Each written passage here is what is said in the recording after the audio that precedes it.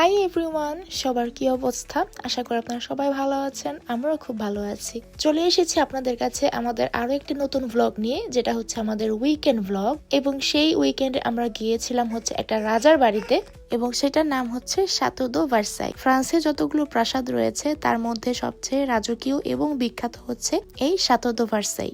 17 শতকে ফ্রান্সের রাজা লুই দা 14 এই স্থানটিকে ফ্রান্সের রাজকীয় কেন্দ্র হিসেবে গড়ে তোলেন। এই প্রাসাদটি দেখতে চারদিক থেকে এত সুন্দর যা বলার বাইরে। প্রাসাদটির বিলাসবহুল ডিজাইন, চারদিকের বাগান, সুন্দর সুন্দর ঝর্ণা এবং মেইন প্রাসাদের উপর সোনালী সাজসজ্জার কারণে বিশ্বজুড়ে এটি বহুত আলোচিত। এবং প্রাসাদের মধ্যে যে সবচেয়ে সুন্দর জায়গাটি সেটি হচ্ছে হল অফ মিরর্স, যেখানে হাজার হাজার আয়না রয়েছে এবং রয়েছে সুবিশাল আকৃতির অনেক ঝাড়বাতি, যেগুলো দেখলেই আপনার একটা রাজকীয় ফিল আসবে। চারপাশের বিশাল গার্ডেন আর লেকের সৌন্দর্য আপনার মন কাড়বেই। বর্তমানে শাতো দো ভার্সাইয়ে প্রায় বছরে লাখ লাখ মানুষ ঘুরতে আসে এবং এটা ইউনেস্কো ওয়ার্ল্ড হেরিটেজ সাইট হিসেবেও স্বীকৃত। ইতিহাস, শিল্প এবং রাজকীয় স্থাপত্যের সুন্দর নিদর্শন হচ্ছে শাতো দো ভার্সাই। ফ্রান্সে যতগুলো রাজার বাড়ি রয়েছে সবচেয়ে বিখ্যাত এবং সবচেয়ে সুন্দর হচ্ছে এই রাজার বাড়িটি। মেইন ফটকে ঢোকার আগ থেকে আপনি এর সৌন্দর্যে বিমোহিত হয়ে যাবেন আর মনে মনে বলবেন, এত সুন্দর রাজার বাড়িও হয়। বাইরে থেকে যদি এত সুন্দর হয় তাহলে ভিতর থেকেও তো অনেক সুন্দর হবে, তাই না? আমরা মেইন ফটকে ঢোকার আগ থেকে চিন্তা করছিলাম যে আমরা ভিতরে ঢুকবো, ঢুকে এর সৌন্দর্য উপভোগ করব, দেখবো যে রাজারা আগে কিরকম থাকতো। তো আমার অনেক এক্সাইটমেন্ট ছিল যে ভিতরে ঢুকে আমি সবকিছু একবার নিজে চোখে একবার দেখব, কিন্তু দুইটা জায়গাতে এত বড় লাইন ছিল। এ বি এই দুইটা জায়গা দিয়ে হচ্ছে রাজার বাড়িতে, মানে মেইন যে ইয়াতে ওইটা ঢোকার জন্য, বাট অনেক বড় লাইন। এবং ওই দিন ওয়েদার অনেক ভালো ছিল বিধায় ওই দিনই মনে হয় লাখের উপরে ছিল লোকজন। মানে আমার চোখে যতটুকু ধরেছে সেই হিসাব মতো আমি বলেছি যে লাখের মতোই হবে হয়তো। মানে শুধু ফ্রান্সের লোকজনই না, ইভেন ওখানে ফ্রান্সের লোকজনও অনেক কম ছিল, সব ছিল হচ্ছে আপনার বাইরের টুরিস্টরা। ওইখানে অত বড় লাইন দেখে আমি আর মানে ঢুকি নাই ওখানে। রনিও বললো যে না থাক, আজকে ঢোকার দোকানেই তো আমরা আরেকদিন আসবো, এসে ভিতরে ঢুকে দিন ঘুরে যাব। আমার ডান সাইডে হচ্ছে মেন রাজার বাড়িটা, অনেক সুন্দর। এখন আরেকদিন এসে এটার ভিতরে দেখতে হবে কেমন কি। আজকে যেহেতু আমরা প্ল্যান ছাড়া আসছি, মানে সকালে ঘুম থেকে উঠছি, এরপরে হচ্ছে বলতেছে যে আমরা এক জায়গায় যাব, কোথায় যাবো সেটা বলতেছে না। এখানে আমি ফোনে চার্জও দিতে পারি না সকালবেলা। সো যেটুকু আজকে কভার হয় ওটুকু পর্যন্ত আপনাদের দেখানোর চেষ্টা করব।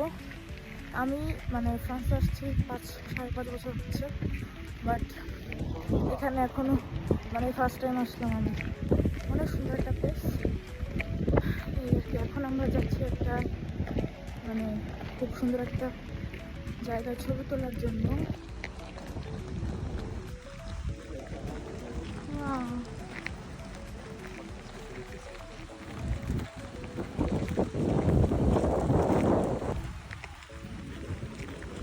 রানী ঘুমায় আসছে।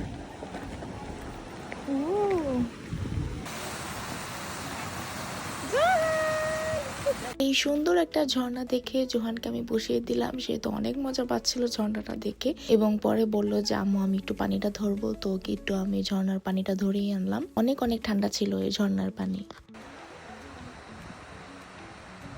চিকি চিকি পম পম, চিকি চিকি পম পম, টিটি টিটি। হাগু দেবো নাকি তুমি, নাকি ডিম পারবা? হ্যাঁ, পাছু উঁচা করো কেন? এটা কি তোমার জামাই? ও তোমার জামাইটা তো সুন্দর। ওয়াও, তোমাদের বাচ্চা কাচ্চা আছে নাই? ওকে, তাহলে তোমরা থাকো, আমি চলে যাই, বাই বাই।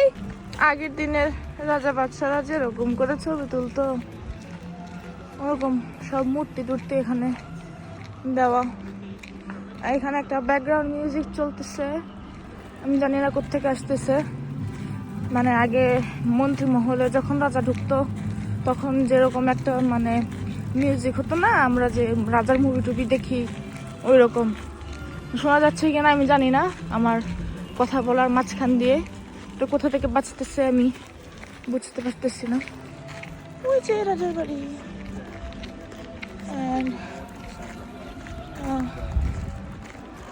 হচ্ছে এই যে সব মূর্তি, এখানে এটা কি করতেছেন জানি না। তাদের এরকম ভঙ্গিমা ছিল কেন ছবি তোলার, আমি সেটাই বুঝিনি। সব জায়গায় শুধু মূর্তি আর মূর্তি। আজকে অনেক আসছে লোকজন, সবাই হচ্ছে টুরিস্ট। এখানে একটু পর পরই বসার জায়গা আছে, আপনি চাইলে হাঁটতে হাঁটতে আবার রেস্টও করতে পারবেন। তারপরে যে মূর্তি দেওয়া আছে এদের সাথে ছবি তুলতে পারবেন। এটা কি কুকুর নাকি ওর ঘাড়ের উপরে, নাকি ছাগল? ছাগল মনে হয়, ভেড়া।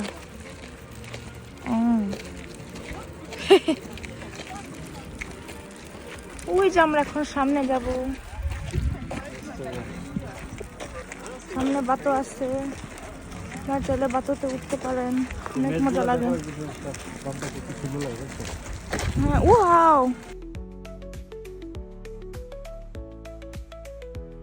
লেকের ওই দিকে যেতে যেতে আমরা মাঝে থেকে এই একটা প্লেস দেখতে পেলাম, যেটা অনেক বেশি সুন্দর ছিল। চারিদিকে ছিল হচ্ছে ছোট ছোট ঝর্ণা এবং মাঝখানে সুন্দর একটা মূর্তি। তো যেটা দেখে আমি নিজেকে আর ধরে রাখতে পারলাম না, সেখানে গিয়ে আমি ছবি তুললাম এবং অনেককে দেখলাম সেখানে বসে বসে রিল্যাক্স করছে। তো ভালোই লাগছিল জায়গাটা দেখতে। এরপরে আমরা ছবি টবি তুলে কিছুক্ষণ ওখানে স্টে করে দেন আবার চলে আসি। বের হয়ে দেখলাম যে ওখানে হচ্ছে ফ্রেশ অরেঞ্জ জুস বিক্রি করতেছে। তো ভাবলাম যে জোহানের জন্য একটা নিয়ে নিই, অনেকক্ষণ ধরে যেহেতু কিছু খাচ্ছে না। তো জুস নিতে গিয়ে দেখলাম আরে বাবা এত দাম। ওইখানের ভিতরে যে দোকানগুলো ছিল, রেস্টুরেন্ট গুলো ছিল, সব কিছুর দাম ছিল অনেক চড়া।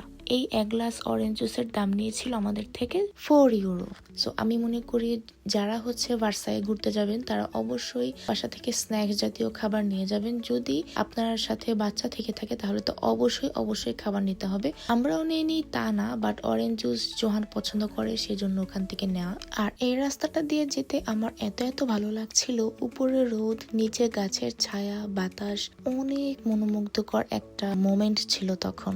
এই তো হাঁটতে হাঁটতে আমরা চলে আসলাম আমাদের কাঙ্ক্ষিত প্লেসে। এখানে আসার সাথে সাথে আমার পছন্দের জিনিসগুলো দেখলাম, মানে পানির মধ্যে যখন আমি হাঁস মাছ এগুলো দেখি আমার কেমন জানি না অনেক ভালো লাগে এই জিনিসগুলো। আমরা যখন গিয়েছিলাম তখন এখানে মানে ফাউন্টেন তখনও চালু হয়নি। তো কয়েকটা ছবি তোলার সাথে সাথে দেখলাম যে ফাউন্টেন চালু করে দিয়েছে, আর আমি তো একদম খুশিতে গদগদ। আর এই মাছগুলো দেখেন কত বড় বড়, আমাদের দেশি রুই মাছের মতো লাগতেছে দেখতে।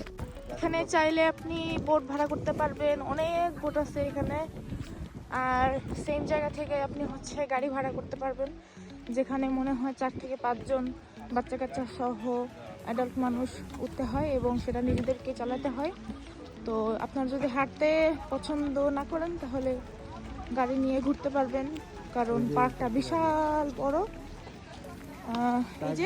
এই হচ্ছে সেই গাড়ি। 4 জন বাচ্চা পোলাপান সহ 5 জন হতে পারে। এই যে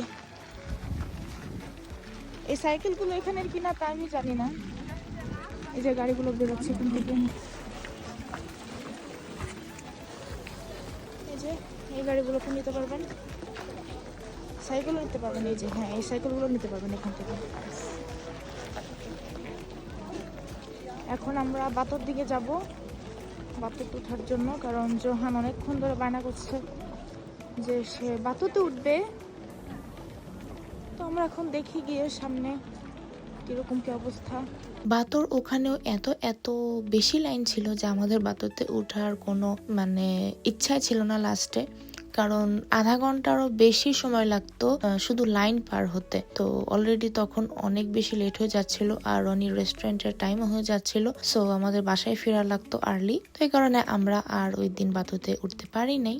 আমরা ভাবলাম যে কাছের যে রেস্টুরেন্ট আছে সেখান থেকে আমি একটু আইসক্রিম নিয়ে নিই, দেন হচ্ছে লেকের পাড়ে বসে বসে আইসক্রিমটা খেয়ে একটু সময়টা এনজয় করে দেন আমরা বাসার দিকে রওনা দিয়ে দিই। তো কিছুক্ষণ এখানে সময় কাটানোর পরে আমরা উঠে যাই এবং যাওয়ার সময় আরো কিছু ছবি উঠাই, ভিডিও করি, কারণ তখন অনেক বেশি সুন্দর লাগছিল অন্য একটা অ্যাঙ্গেল থেকে দেখার কারণে। আর পানির কাছে দাঁড়ালে তো এমনিই মনটা ভালো হয়ে যায়। তো এখানে যখন আসলাম তখন দেখলাম যে এখানে হাঁসের ছোট ছোট ছানাও রয়েছে। তো দেখতে এত ভালো লাগছিল, সবাই ওদেরকে ডাকছিল, দেখছিল, আদর করে দিচ্ছিল। সো সবকিছু সুন্দর মতো শেষ করে ওই দিনের মতো আমরা চলে আসি আমাদের বাসায়। আজকের মতো তাহলে এই পর্যন্তই, দেখা হচ্ছে পরবর্তী ভিডিওতে। আল্লাহ হাফেজ।